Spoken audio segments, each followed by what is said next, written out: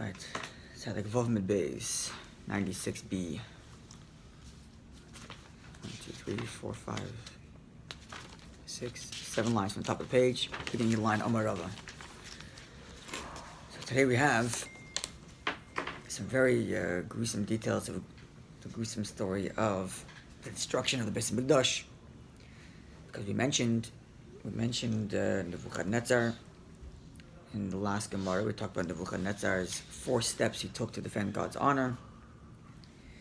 And we mentioned as well Nebuzaradan, which is the general Nebuchadnezzar's army, who was dispatched to kill the Jewish people and destroy the temple. And we mentioned that Nebuzaradan respected his master, and that even though his master Nebuchadnezzar was not present in Jerusalem, he's felt the presence of Nebuchadnezzar there. So apropos to that, the Gemara is now going to tell us the story of Nebuzaradan and his entering the city, his slaughtering, his mass murdering, destruction of the temple, and then his eventual conversion. Yeah. We'll get there, but you got to think about who exactly were the rabbis sitting there accepting this man's conversion. But they did. It's an incredible thing. So let's read. Amar Rava states. There's a lot of Aramaic words here. We'll see how well my translation is going. Telling Tlas Mea Kudinaisa, 300 mules carried Nagra de Parzla, iron armor, the Charlotte de Parzla that was capable of breaching iron. So it was very strong, tough iron that these mules were carrying. So Shadla Nebuchadnezzar and Nebuchadnezzar, this is what Nebuchadnezzar sent to Nebuchadnezzar, his general, in order to take Jerusalem. Jerusalem was famously impregnable. Is that the word? Mm-hmm. It's very famous like that. Archaeologists today discover and find these things, and they confirm all the stuff that we've been talking about in Yerushalayim, about why David HaMelech chose it as his capital. It's closed on one. It's a very unique situation. Just not geographically. What's the word when you talk about the way it is positioned in the land? It's strategically. Yeah, strategically. But there's a word for it. Sorry. Topography.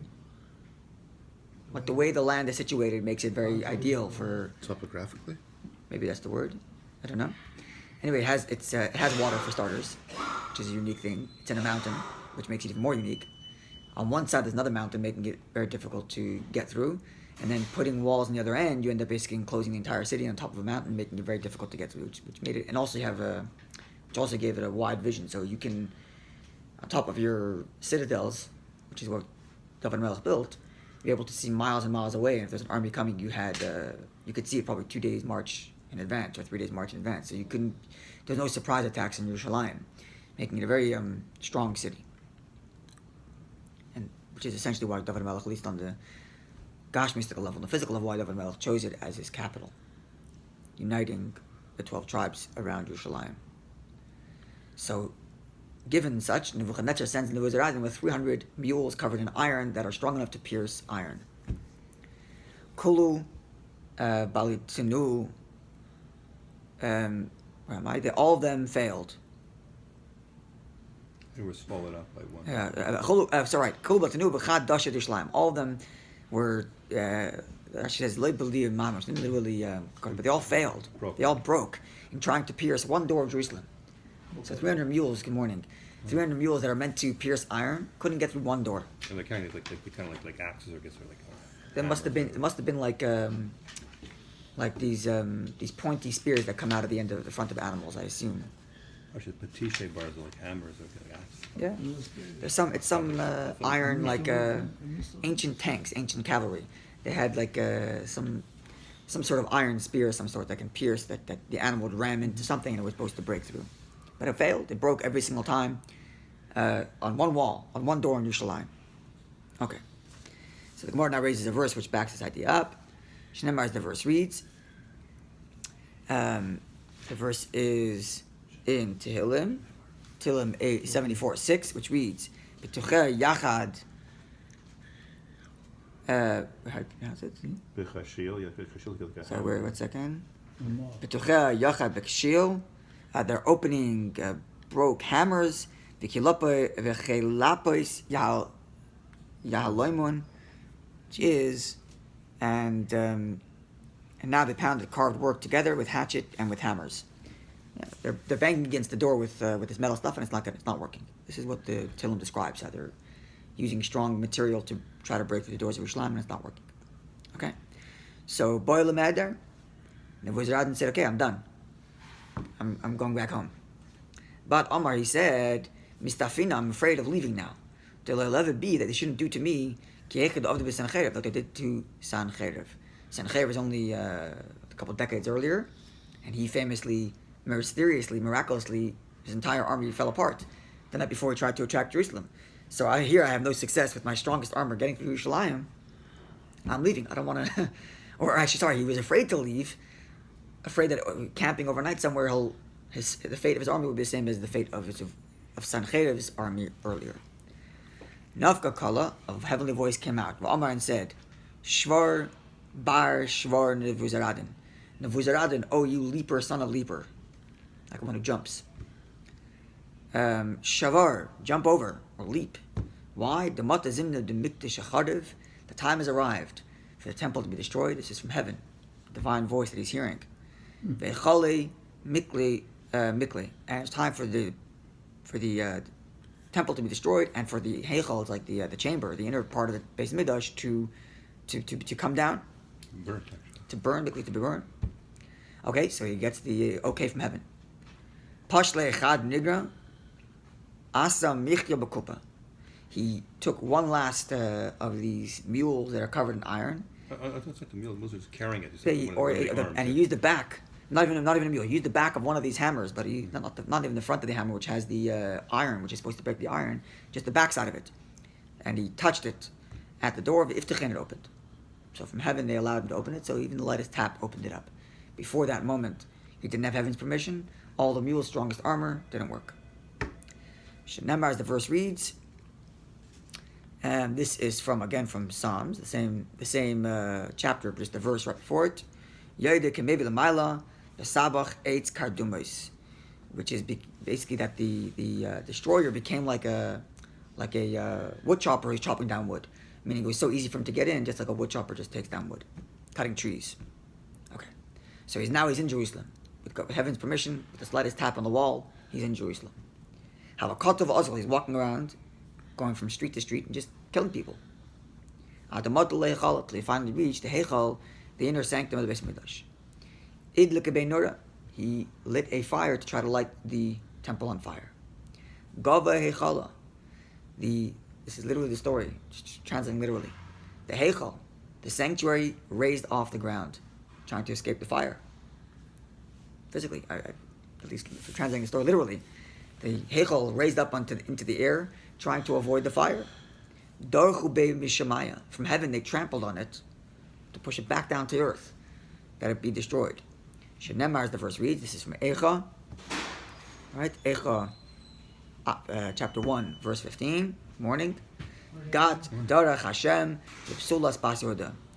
God trampled on the virgin of the daughter of Judah. That's how in Eicha, throughout Eicha, the lamentation is written like a marriage that is being destroyed, a marriage between the Jewish people and Jerusalem and the temple. So Jerusalem and the temple are constantly being referred to there as a woman, as a she, as a wife, as the virgin wife, Psula, the young maiden, and it's being destroyed by a foreign invader. So that's the way the lamentation is written, at least to a large degree.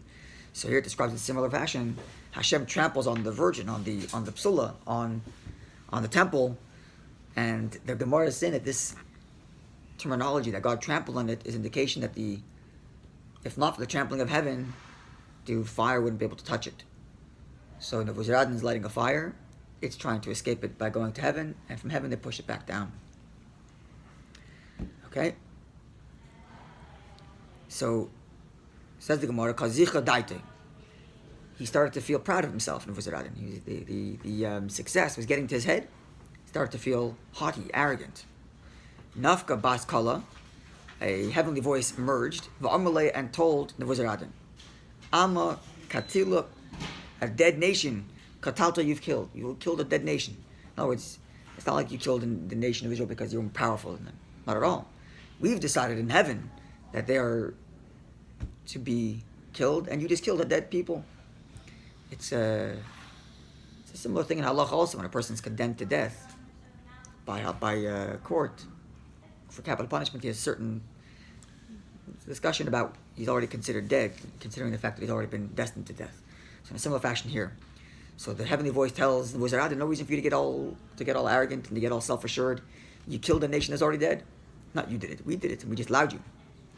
Likewise, Heichal Kaliyah, a burnt temple, a burnt sanctuary. Kalisa, you burnt. So it was already destined to be burnt. Kimcha Tachina, ground wheat, meaning flour. Tachina is what you ground. You grind. Metaphorically, again, speaking, destroying Yerushalayim, referring to it as wheat that's been ground. It's already been ground. It's already flour, and now you're grinding it again. Okay? There's no reason to get all arrogant. Shnemar, as the verse reads, this is a pasuk in Yeshaya, written very poetically, which reads, take mills and grind flour. And this is the main part of the verse the Gemara is quoting. It doesn't say take wheat and grind flour. It says take flour and grind flour. Take flour and grind flour, as if to say it's already been ground. And then the verse continues reading, and the Gemara quotes the rest of it, which is Gali Tzimsech,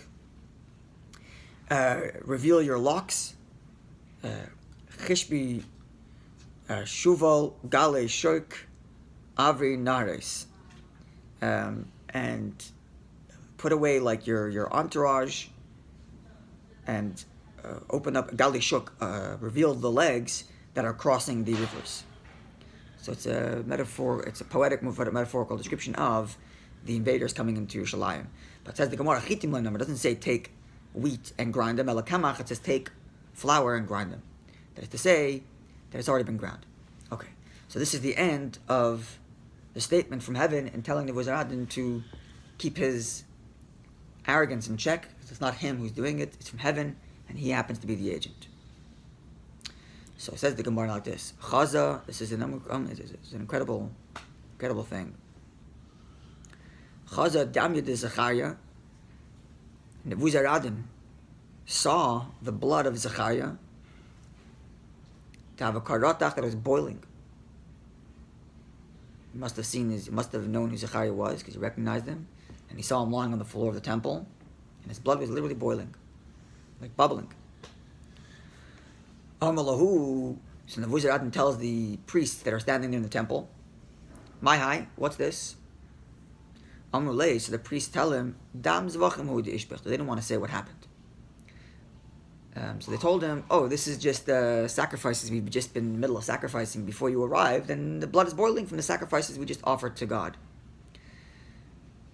From this statement, it would seem like maybe he knew. It doesn't. I should take back before what he said that I said he recognized Zechariah, because he just saw blood there boiling. He didn't know that it was Zechariah's blood, because he asked them what it is, and they said that it's the offerings, which means he didn't know what it was. So I should take that back. So he sees blood boiling. We know it's Zechariah's blood. He doesn't know that yet, and he asked them what is this, and the priests tell him this is offering we just offered. Amalahu. So the Nebuchadnezzar was suspicious of that statement, that every time they offer offerings, the blood starts boiling. That would be a miraculous experience every single time. Amar Lahusay said, I see, bring me more offerings. Vanasi, and I'm going to test this. Imidamu kisi. If when I offer it, I'm going to bring me offerings. We're going to offer them on the altar right now, and let's see if the blood starts boiling. Obviously, kasi, they brought and he offered. V'leidimu, and it didn't happen. Amar Lahu, so he told them, Galilee, reveal to me what's going on here. What is this all about? You really, this is. What's this blood boiling here? He's obviously freaked out by this. He walks into the temple and there's blood boiling. What's going on here? He's afraid to approach. He's afraid. And he says, V'loi, if you don't tell me what this boiling blood is all about, Sartina l'chul l'psarchu, I'm going to peel your flesh, the mesika de parzela, with iron wool combs. similar to what they did to Rabbi Akiva. See, don't make my blood boil. Yeah, this seems to be like a favorite torture of the Romans there, this hot iron combs. Yeah. So Amrulay, they were afraid of it. They knew his threats were not to be toyed with. Not idle threats. Amrulay, so they said to him, the Kohen said to him, Hi Kohen and Avi, this is a Kohen, a priest and a prophet. The Invi Lahuli Yisrael, he prophesied to the Jewish people over the destruction of Jerusalem. V'katlu, and we killed him. Why would they kill a prophet? Why would they kill a prophet? He's just a messenger. It's not his fault. So there's a lot of commentaries on this, and one of them is there's a halacha, there's a rule that if a prophet is not allowed to withhold prophecy. If he does, he's liable for death by the hands of heaven if he withholds prophecy. On the other hand, if a prophet doesn't verbalize his prophecy, then it doesn't come to fruition. So the Jews felt that he should sacrifice his own life, withhold prophecy, in the hopes that the eventual prophecy wouldn't come to fruition of destruction. And I was mistaken, because there were other prophets who anyways, Yirmiyahu and others who already prophesied the destruction, and Zechariah's prophecy was actually an attempt to get the people to change their ways to hopefully avoid the destruction. But that was their logic, at least according to one opinion, one commentary. Yeah. Didn't he already prophesy before? Zechariah? Yeah, that's the point. He already prophesied. So they were killed. They killed him because they were upset at him. You should have withheld the prophecy. You should have withheld it. Seems kind of too late. Yeah, which is why they were wrong. But anyway, this is what they said to him. They told him the story. They said the blood's boiling here because this is a prophet that we killed because he prophesied your arrival, Mr. Nebuchadnezzar. Amalahu, so Nebuchadnezzar told the people, self-assured, I'm going to appease the blood. In other words, obviously, Hashem is angry over what you guys have done. And as a result of that, you're being punished even more. So I'm going to be the one to execute God's punishment. And in that way, we're going to calm the blood down.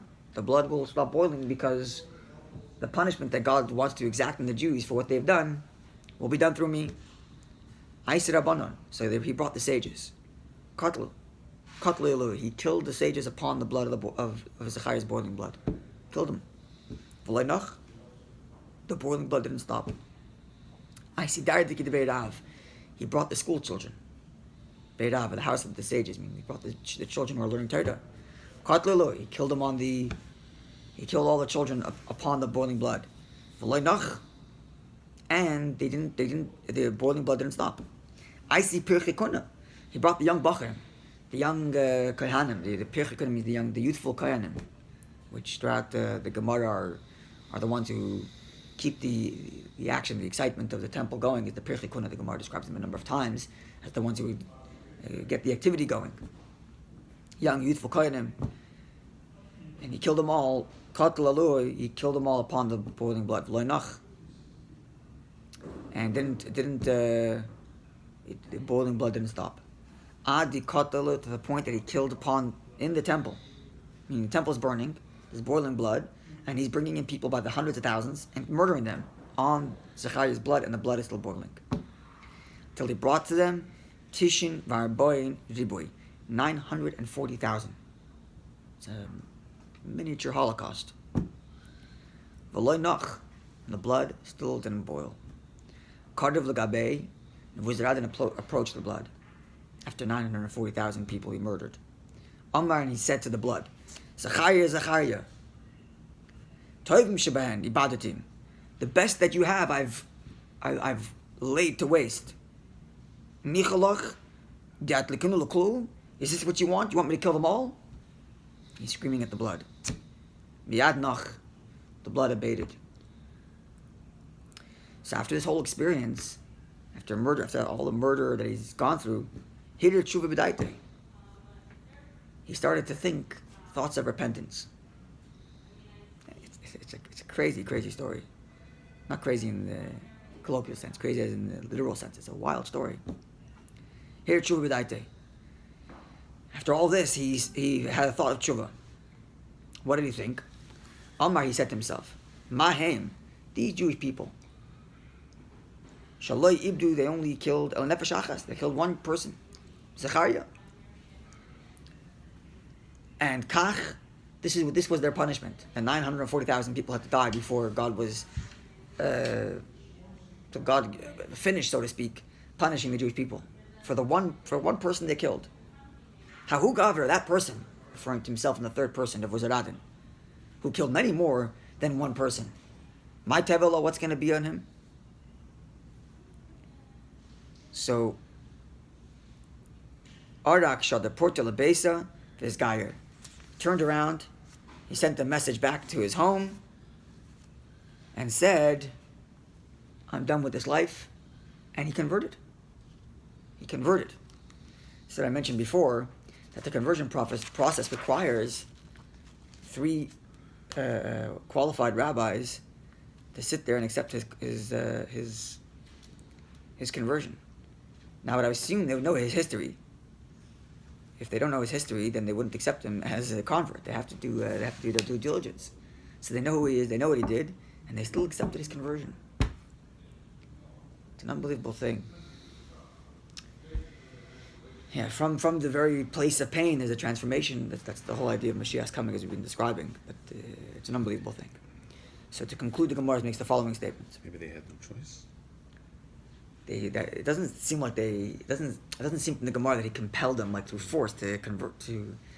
The Gemara is saying it as a legit tshuva with a legit conversion, almost like a good thing. It's mind blowing. Talking about someone who killed 940,000 Jews. This is only in the temple. So you More can than think, that, actually. More than that, because he was killing as he's walking towards the temple. Right. So 1 million plus Jews he must have killed. And all the Kahananim, the children of Kahanim before that. And Children, sages, young Bacharim. Yeah.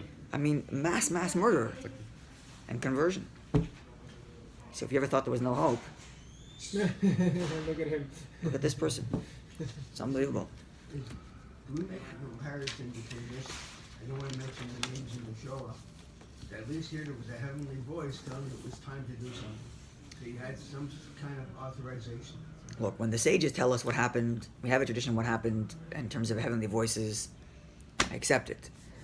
But I don't want to speculate on what or was not going on in heaven during other times of Jewish destruction. I don't have that audacity. I'm just trying to say here at least there was a heavenly voice. That's what I'm saying, but as soon as you start making comparative analysis, I have to start projecting on it, and I don't want to, Okay, because I didn't want you to. God doesn't need lawyers, and I don't plan on being his lawyer ever.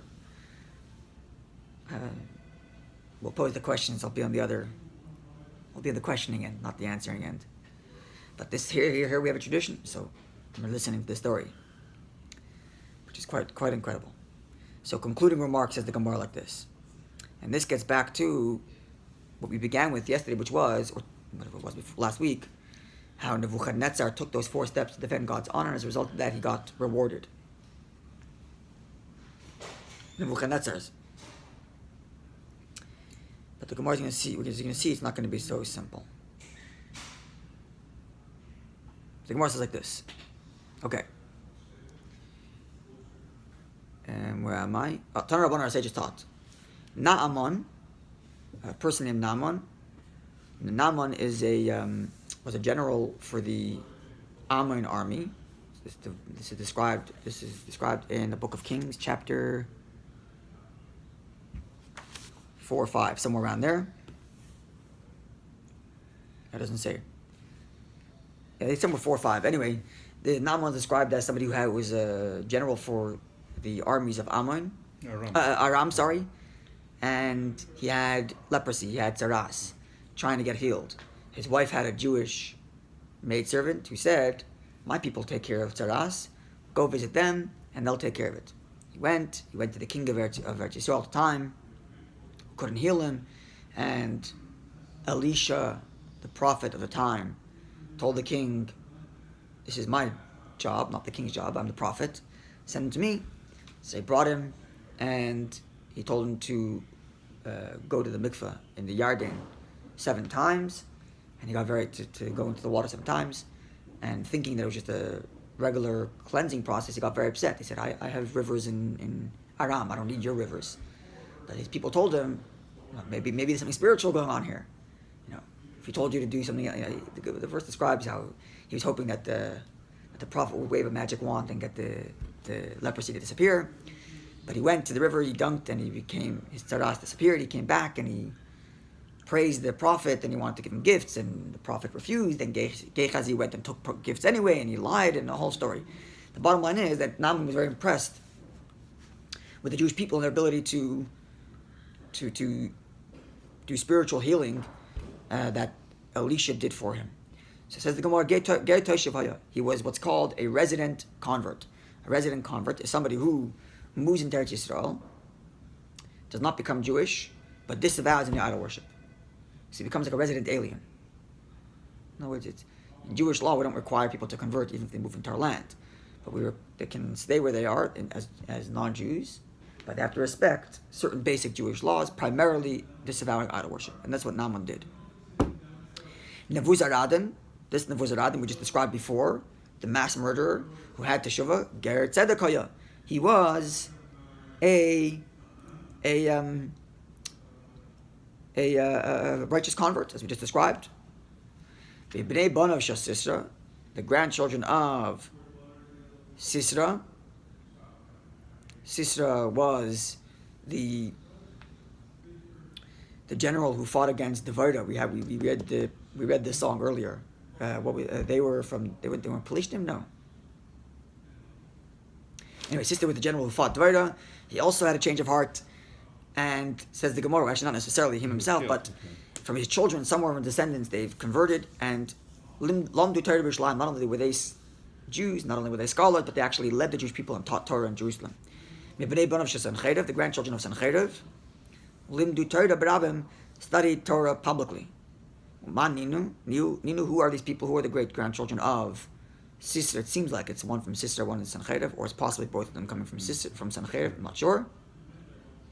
But either way, the great grandchildren of either Sisra or Sanhedrin or both. Who are they? Shmaya and Avtalion. We mentioned last week that pre the Tanaic age, between the end of the prophets and the beginning of the Tanaic age, when you have the Hillelian line, the Tanaic age is basically ran by the Hillelian line, where you had a line, the Hillel and his descendants, son after son after son after son, for almost 9 generations, who led the Jewish people as princes, all the way down to the Mishnah and beyond. But before that, you had what was called the Zugais, the pairs. There were pairs of scholars in sets of 2, and you can see them described and statements from them and their chronology in the beginning of chapter 1 of Perek Chelek, and 2 of them are Shmaya and Avtalion. Shmaya and Avtalion were 2 famous things. They were children of converts, as described here. So Shmaya and Avtalion were descendants of Sisra, Sanhedrin, or both. Descendants of the oppressors of our people. I think they were the ones who said abhor taking high office or something like That's that. right, yeah. Right? Like the work and keep away from the bonus. But Yeah. most greats is Sanhedrin, not because it's Not Sisra, because this is Lom the Torah B'Rabim G'day. Yeah, that's Yeah, some of it's just Sanhedrin. Sort of fits And in. some even go so Yeah, far we as fit their saying history. that They they actually were Gerim. And they raise the question, how can they be Gerim of Sanhedrin? Yeah, Since but, they were descendants of Gerim. Gemara makes, you can build a whole profile on Shimon Avtalion. Avtalion himself ran the first recorded orphanage that we know of, and I think it's the first recorded orphanage in Jewish history. Built a whole system on taking in children who had no parents and teaching them Torah, giving them food, giving them a place to stay, etc. So they're very noble leaders of the Jewish people, not just Torah leaders, but also social leaders, a social level, which makes them very unique and special. The Gemara concludes and says, "Bnei Bar Shel Haman, the grandchildren of Haman, Lamdu Torah b'Bnei Brak, they studied Torah in Bnei Brak. Converts Haman. So here you have Nebuzaradan, Sisra, Sanhedrin, Haman, the greatest oppressor of the Jewish people. By the end, turned around. Again, this is all part of this theme that we've been talking about before. That Mashiach, the whole overarching arc story of this chapter is the coming of Mashiach, right? That's the whole context there. That's what we brought up. We talked about how Chizkiah was supposed to be Mashiach and Sanhedrin was supposed to be. So all of this, we're all talking about the process of Mashiach's coming. And of course, as we talked about many times, the process of Mashiach coming is not just divinity or godliness superimposed upon our life or superimposed upon our world, but rather that our world be transformed into a godly place. And the depth of that is that our very oppressors, either themselves or 3 generations later, become Jews and become allies, not just allies, become part of us and teachers of Torah. So this is all part of the same theme of transforming the negative into positive. And therefore, even Haman, his grandchildren taught Torah Bnei Brak, or learned Torah Bnei Brak. Says the Gemara, even the great-grandchildren of that wicked one, Nebuchadnezzar himself, the king responsible for dispatching the Nebuchadnezzar, who destroyed the temple, as we described before, God wanted to bring them to be Jewish, that they too should be convert. That somewhere along the line, Sanhedrin's children or descendants should become Jews. But this, God had a protest. The ministering angel said to God, the master of the universe, the one who destroyed your temple, and destroyed and burnt your sanctuary. You want to make these people to be part of the Jewish people. It's too much. Which? The grandchildren of Nebuchadnezzar. So the ministering angels protested. Hainu Diksiv. This is the meaning of the verse, which reads in Jeremiah, Repinu es Bavel v'lenisrapa. We healed Bavel, but it was not healed. As if to say there was an attempt to heal them, to transform Bavel, Babylonia, the king of who was Sanhedrin, but they were not healed. So here there's an attempt to transform them and bring them into Jew, that Nebuchadnezzar's grandchildren should be entered into the Jewish people, but it was not successful. Okay, so Omar Ullah says Nebuchadnezzar, that when the verse says we tried to heal Babylonia, but they were not healed, this is a reference to Nebuchadnezzar as we just described. But Rabbi Shmuel Bar Nachmani disagrees and says, no, it was not talking about Nebuchadnezzar itself, but rather Elonar is Bavel. It's talking about the rivers of Babylonia itself, Vitigma di Sinaisa, and it means that they were too salty. So even they tried to heal it and make it clear drinking water, but it didn't work. The rivers of Babylon. I don't know. Is that still true till today that the rivers of Babylon are salty rivers? I've never been, so I don't know. But is that the Gaonim explained that the river is called in the city of whose water is bitter and salty. Yeah, apparently this water is bitter there. Okay, so this ends the discussion on this particular story of the destruction of the temple, and the Gemara tomorrow is going to back up a bit and give us background that leads to before destruction of the temple itself. It's quite a story. Wonderful day, everybody.